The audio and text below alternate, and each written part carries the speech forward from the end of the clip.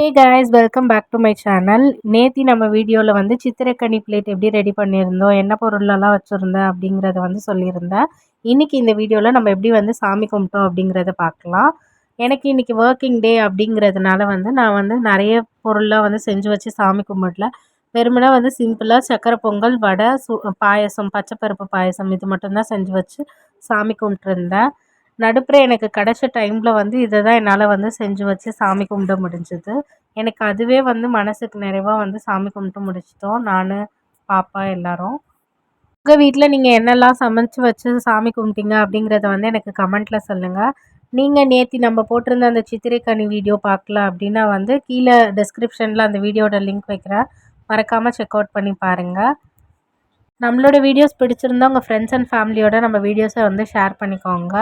அப்படியே அடுத்த upcoming videos எல்லாம் பார்க்குறதுக்கு சேனலுக்கு சப்ஸ்கிரைப் பண்ணிக்கோங்க.